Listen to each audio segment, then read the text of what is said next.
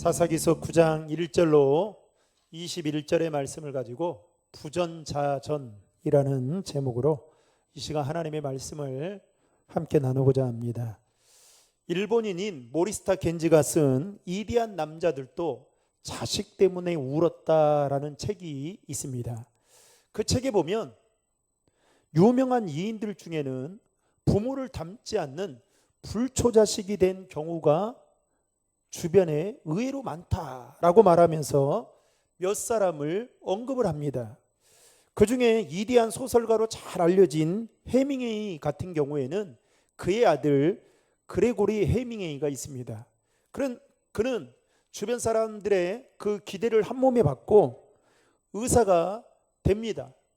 그런데 의사가 되었지만 알코올과 마약 중독에서 벗어나지 못하고 결국 의사 면허를 취소당하고 박탈당하고 그리고 성전환 수술을 받고 여성 구치소에 수감되어 있다가 사망을 하게 됩니다. 그런데 문제는 이 해밍웨이의 아들이었던 그레고리 해밍웨이가 어린 나이에 아버지와 어머니가 이혼을 하고 그리고 버림받은 충격에서 벗어나지 못했던 것이 그의 인생에 엄청나게 큰 충격적인 사건으로 다가왔다라는 말을 했다라는 것입니다. 그러니까 부모의 영향을 받았다라는 것이죠. 발명왕이자 이대한 사업가로 잘 알려진 에디슨에게도 두 아들이 있었습니다. 그런데 이 두 아들이 사업을 하면서 실패를 하게 된 겁니다. 그러면서 매달 아버지에게 $40를 받아서 근근히 살아가는 그야말로 실업자가 되어 살았다고 하는 이야기가 있습니다. 또 인도의 성자였던 간디도 그의 아들 할릴라와 사사건건 충돌할 정도로 그의 집안이 하루도 편할 날이 없을 정도로 늘 싸움 때문에 시끄러운 날을 보낼 정도로 이 부자 간의 싸움이 끊이지 않았다고 합니다. 그러면서 이 책의 저자인 모리스타 겐지는 무엇을 이야기하느냐? 실패한 자식들의 아버지들은 모두 다 이인이라고 위대한 이인이었지만 문제는 가정에서만큼은 좋은 부모님은 되지 못했다라는 말을 이 책에서 꼬집어 말하고 있습니다. 여러분, 우리 속담에 부전자전, 즉 그 아버지의 그 아들이라는 말이 있죠.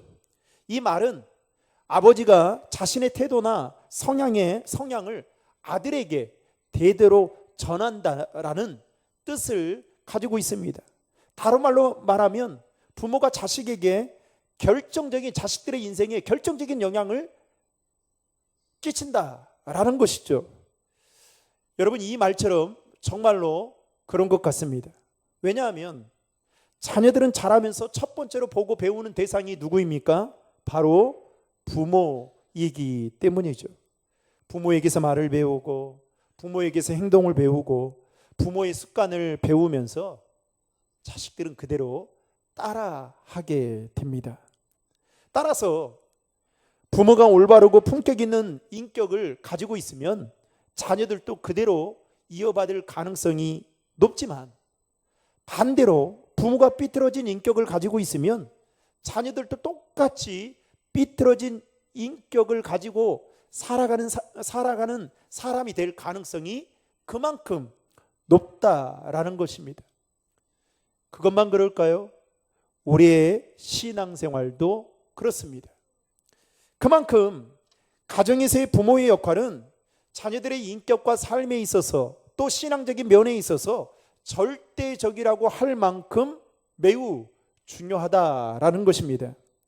오늘 말씀은 부전자전이라는 말이 연상되는 모습을 기드온의 아들 아비멜렉을 통해서 여실히 보여주고 있습니다.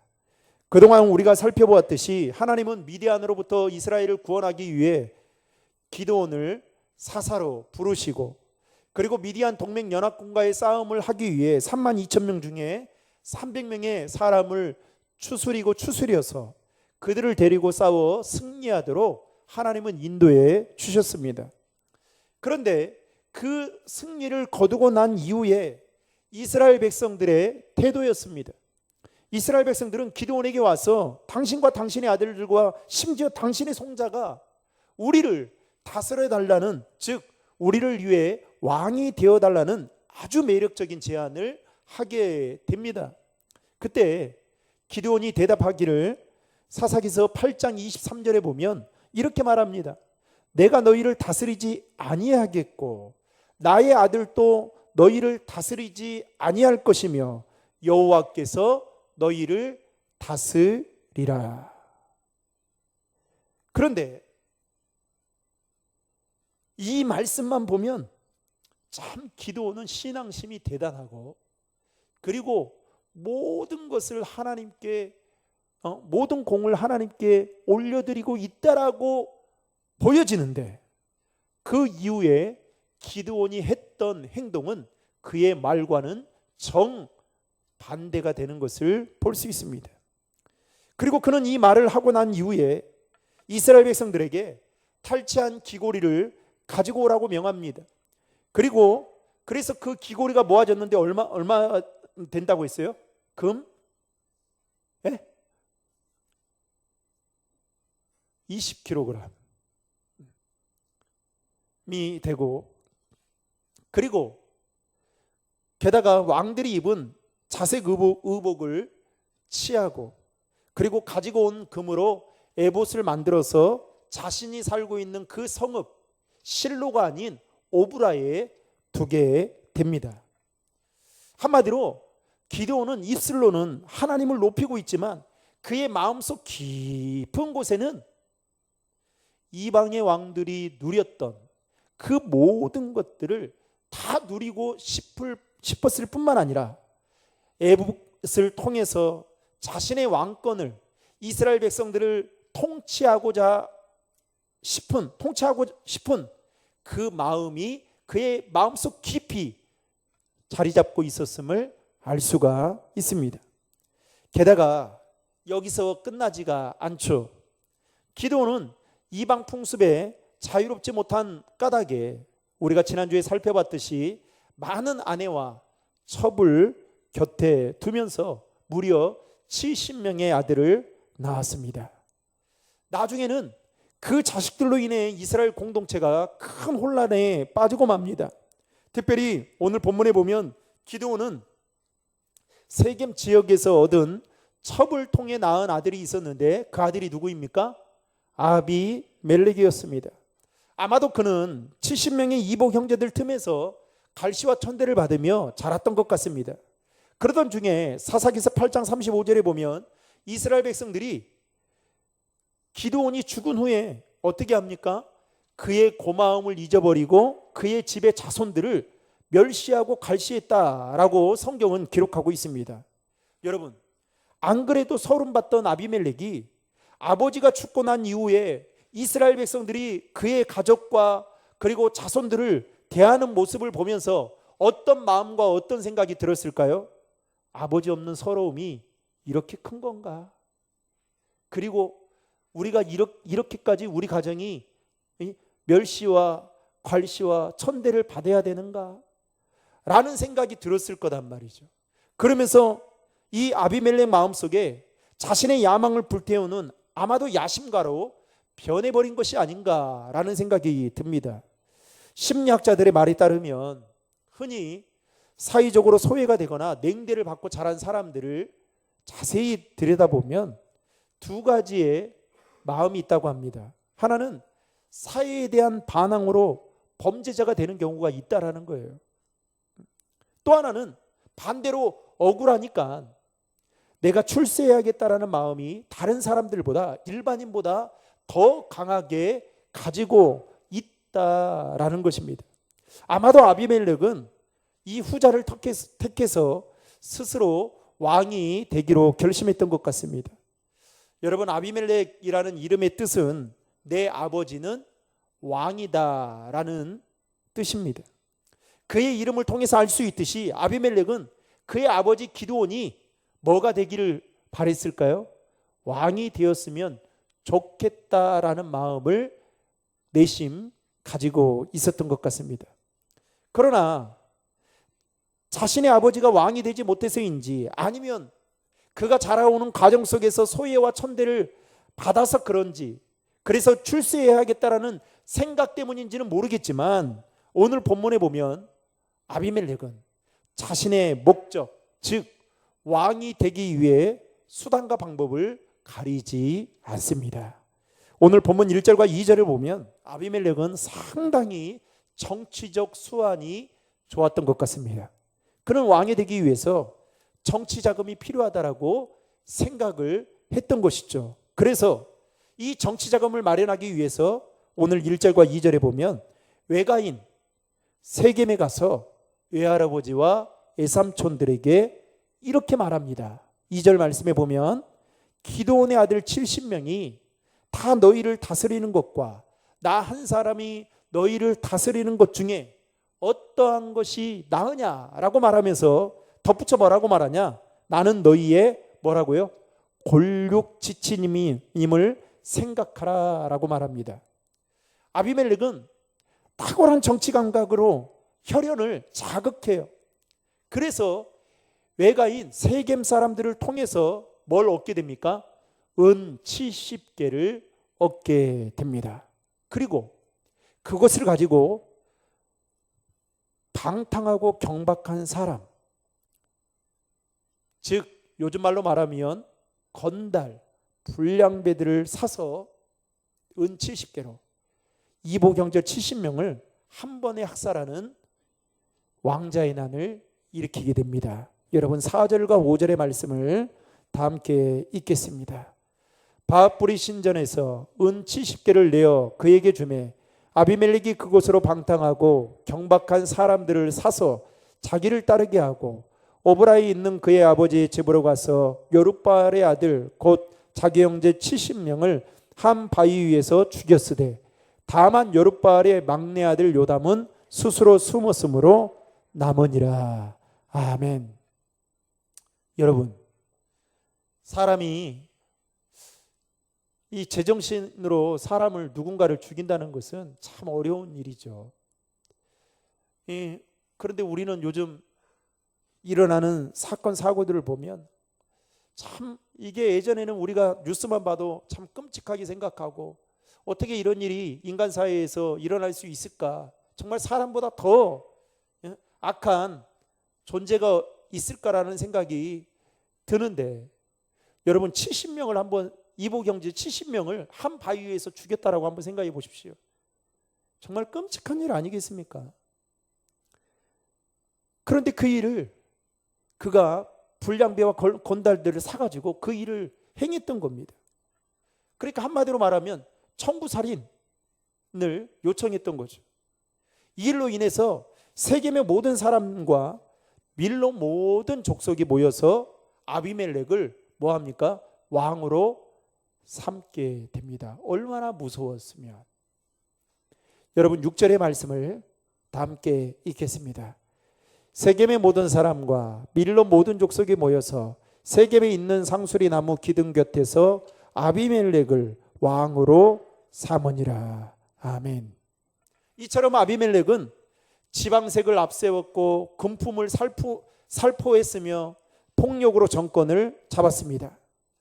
그런데 이렇게 무서운 학살이 일어나는 그 와중에 기드온의 막내 아들이었던 요담이 숨어서 그 화를 피하게 되죠. 그리고 요담은 오늘 말씀에 보면 그림신상 꼭대기에 서서 아비멜렉을 왕으로 세운 세겜 사람들에게 숲속의 나무를 비유해서 하나님의 뜻을 전하게 됩니다. 그가 전한 내용은 대략 이렇습니다. 하루는 숲속의 나무들이 모여서 나무들 중에 하나를 택해 기름을 부어 왕으로 삼기를 원했습니다. 그래서 제일 먼저 어떤 나무를 찾아가느냐? 감람나무를 찾아갑니다. 8절에 보시면 그래서 감람나무에 찾아가서 뭐라고 말합니까? 너는 우리를 위해 왕이 되어달라라고 요청을 하죠. 그러자 감람나무가 어떻게 반응을 하느냐? 자기는 기름으로 하나님과 사람을 영화롭게 하고 있는 일을 하고 있기 때문에 자기가 맡은 일을 버리고 싶지 않다라며 왕이 되는 것을 이론지하에 거절합니다. 게다가 여러분, 그 당시 감람나무의 기름은 제단의 등불을 켜는 일에, 거룩한 일에 쓰여지고 있었고, 또 대제사장의 이임식에 기름을 붓는 관유로 사용되고 있었습니다. 그러니까 감람나무 입장에서는 이 좋은 사명을 위해서 단지 내가 왕이 되고자 하는 그 이유만으로 이것을 포기하고 싶지 않다라고 생각해서 거절했던 것이죠. 그러자 이번에는 나무들이 또다시 모여 회의하고, 그리고 어떤 나무를 찾아갑니까? 무화과 나무를 찾아갑니다. 그래서 10절 말씀에 보면 무화과 나무를 찾아가서 우리를 위해 왕이 되어달라고 요청합니다. 그러자 이번에 무화과 나무는 자신이 왕이 되어 누군가를 잡아먹는 삶보다 차라리 무화과 나무로서 누군가에게 잡아먹히는 양식이 되는 삶을 사는 것을 말합니다. 한마디로 무화과 나무는 자신의 사명은 왕이 되는 것이 아니라 아름다운 실과를 맺는 것이고, 비록 누군가에게 먹힌다 할지라도 필요한 존재로 살아가는 것이 의미 있는 삶이다라고 생각해서 무화과 나무도 왕이 되는 것을 거절합니다. 그러자 이번에 숲속의 나무들은 포도나무를 찾아갑니다. 그리고 11절 말씀에 보면 우리를 위해 왕이 되어달라고 청하게 되죠. 그랬더니 이번에 포도나무도 자신은 하나님과 사람을 기쁘시게 하는 일에 쓰임을 받고 있기 때문에 왕이 되는 것을 원치 않다라고 하며 거절합니다. 이처럼 숲속의 나무들은 감람나무, 무화과나무, 포도나무에게 찾아가서 왕이 되어달라고 요청했지만 그 나무들은 다 각자의 가지고 있는 생각을 가지고 또 뜻을 가지고 거절을 합니다. 그러자 숲속의 나무들은 이번에는 가시나무를 찾아가서 14절 말씀에 보면 왕이 되어달라고 청합니다. 그러자 가시나무가 숲속의 나무들에게 뭐라고 말을 하느냐, 여러분 15절의 말씀을 다 함께 읽겠습니다. 가시가 나무들에게 이르되 만일 너희가 참으로 내게 기름을 부어 너희의 왕으로 삼겠거든 와서 내 그늘에 피하라. 그리하지 아니하면 불이 가시나무에 나와서 레바논의 백향목을 사를 것이니라 하였느니라. 아멘. 자신에게 찾아온 나무들에게 가시나무가 뭐라고 말합니까? 너희는 내 그늘에 피하라. 그렇지 않으면 불이 가시나무에 나와서 사를 것이다 라고 말하면서 그 왕의 자리를 덥석 물게 됩니다. 그리고 장차 복정으로 나라를 다스릴 것을 선포하고 있습니다. 여러분, 사실 감람나무, 무화과나무, 포도나무에 비하면 가시나무는 그다지 쓸모가 없는 나무입니다. 게다가 가시나무는 자신이 말한 큰 그늘을 만드는 일에도 사실 턱없이 부족한 나무라고 볼 수밖에 없죠. 그런데도 불구하고 가시나무는 자신의 주제를 파악하지 못하고 왕의 자리를 탐냈고 다른 나무들에게 절대 복종을 요구하면서 자기 명령을 따르지 않는다면 어떻게 해요?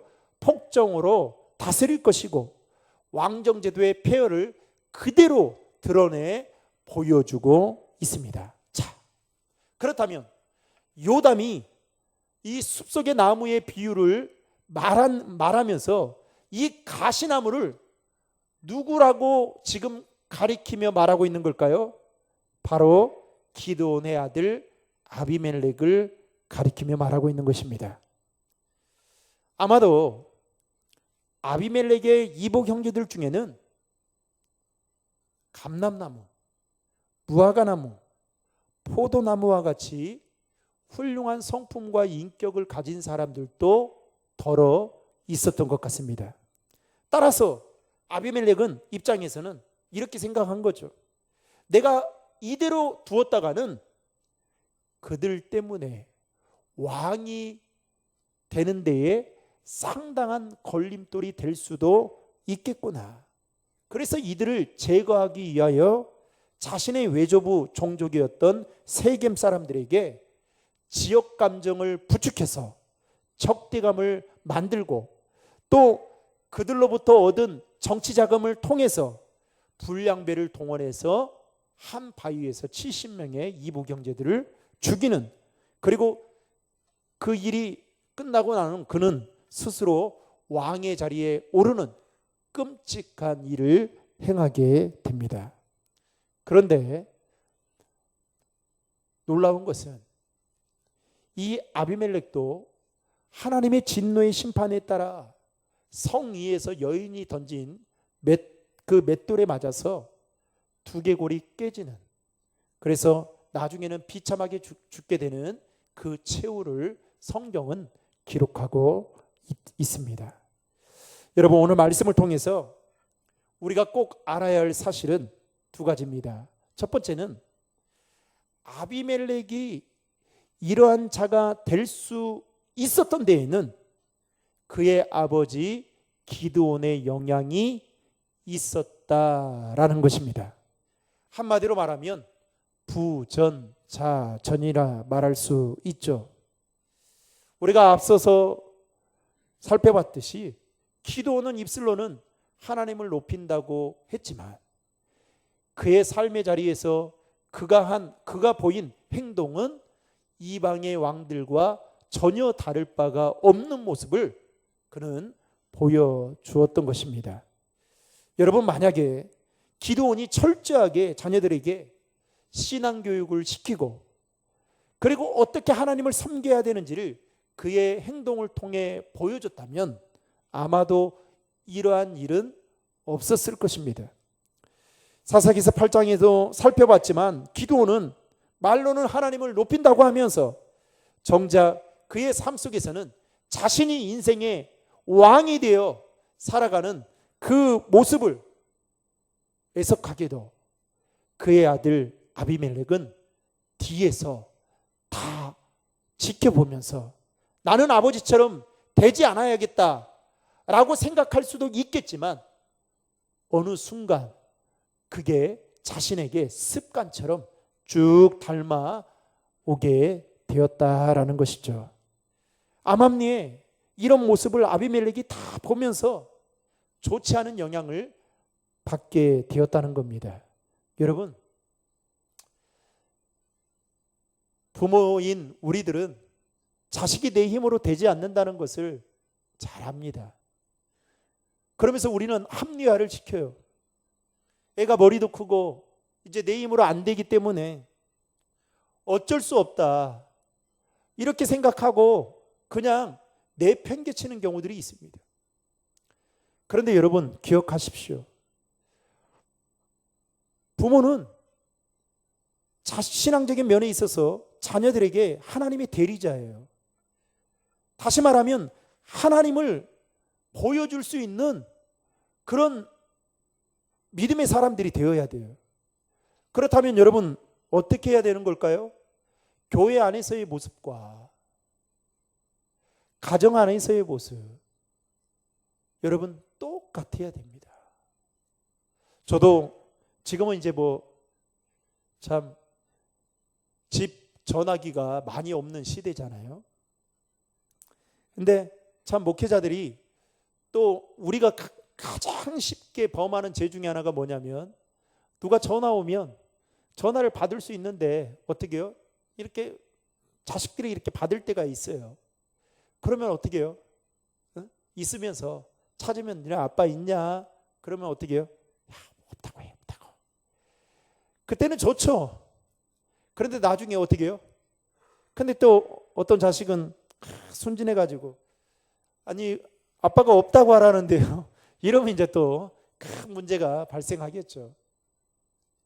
그러니까 여러분, 자식들 뭐라 할 필요가 하나도 없어요. 신앙생활은 더더욱 그렇습니다. 자녀들이 주님 앞에 정말 참된 예배자로 나오지 못하면 먼저 내 자신을 돌아보면 돼요. 그리고 내가 가정에서 어떠한 지금 영향을 미치고 있는지를 보면 돼요. 그리고 어떻게 해요? 주님 앞에 무릎 꿇고 내가 하나님을 어떻게 섬겨야 되는지를 여러 번 하다 보면 그 자식이 돌아오게 되어 있습니다. 저는 저희 어머니가 이번에 이제 결혼식이 있어가지고 내려갔더니 이제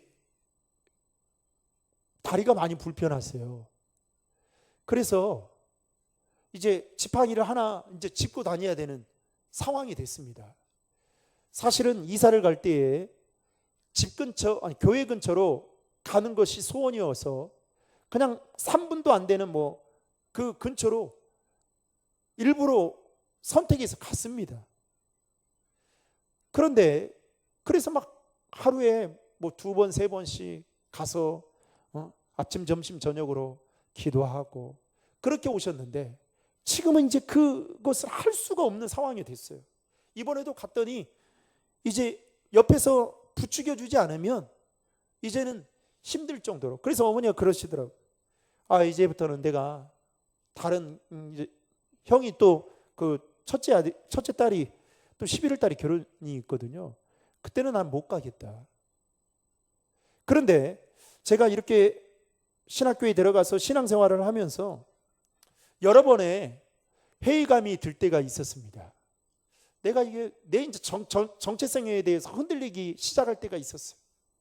나는 신학을 하면 안 된다. 나 같은 사람이 어떻게 신학을 하냐. 정말 인격적으로 훌륭하신 전사님들 많고, 그리고 이 성경에 대해서 해박한 지식을 가지고 있는 분들이 많은데 나는 준비도 안 된 사람이고 신학교의 신자도 몰랐던 사람인데 내가 어떻게 나는 진짜 나는 아니다 이런 생각하고 그럴 때마다, 그리고 신학생인데도 말씀을 막 읽지 않았어요. 교회는 다녔지만 그냥 흉내만 내는 그냥 삼류 신앙인처럼 그렇게 살았습니다. 그런데 그때마다 어머니가 속상했을 만도 한데 항상 단 한 번도 저에게 타박을 한 적이 없어요. 제가 막 늦은 시간까지 학교 가야 되는데 가지 않고 잠자고 있으면 그냥 찬양 부르면서, 일부러 들으라고 찬양 부르면서 또 기도해주고 항상 그랬던 것 같아요. 만약에 꾸짖고 나무라고 했으면 뭐 딴 생각을 했겠죠. 그리고 또 반대로 그러한 모습을, 저에게 신앙적인 모습을 보여주지 않았다면 아마도 제가 이 자리에 서 있을까라는 생각을 해보게 됩니다.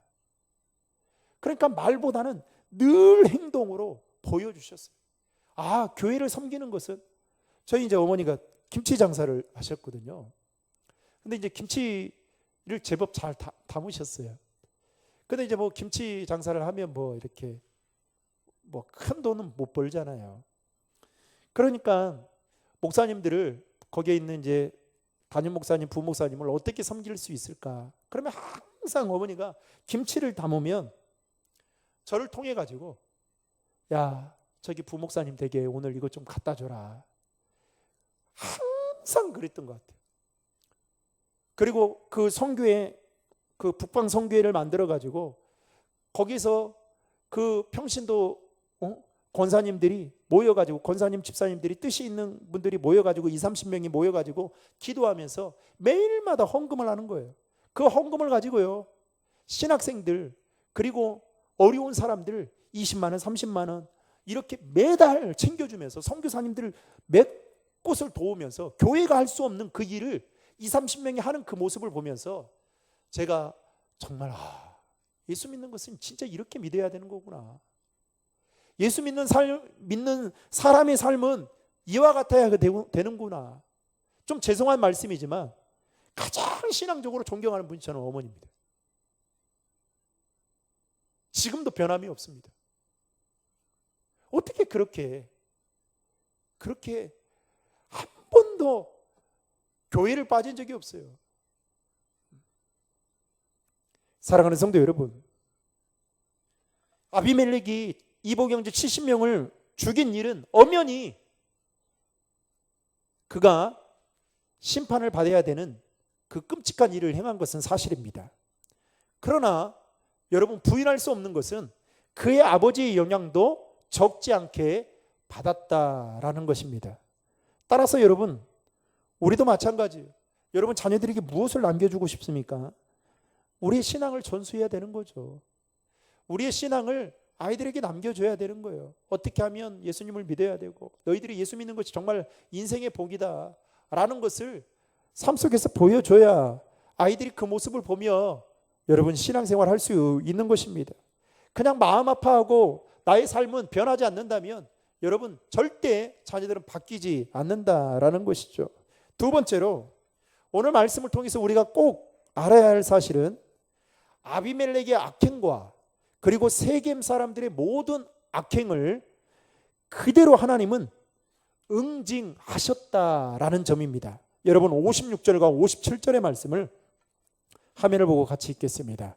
아비멜렉이 그의 형제 70명을 죽여 자기 아버지에게 행한 악행을 하나님이 이같이 갚으셨고 또 세겜 사람들의 모든 악행을 하나님이 그들의 머리에 갚으셨으니 여룻바알의 아들 요담의 저주가 그들에게 응하니라.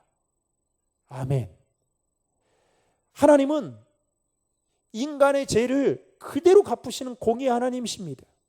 즉 심은 대로 거두게 하시고 행한 대로 받게 하시는 분이 하나님이시다라는 것을 성경은 우리에게 분명하게 가르쳐주고 있습니다. 그래서 여러분 공짜는 없는 겁니다. 근데 우리는 어떻게 해요? 보응의 하나님을 잊어버리고 살아요. 늘 사랑의 하나님만 생각하며 삽니다. 여러분 자식 교육하면서 항상 여러분 달고 귀에 좋은 말만 합니까? 아니에요. 때로는 쓰디쓴 말, 자녀들이 듣기 싫은 그 잔소리와 같은 말을 할 때가 있죠. 왜요?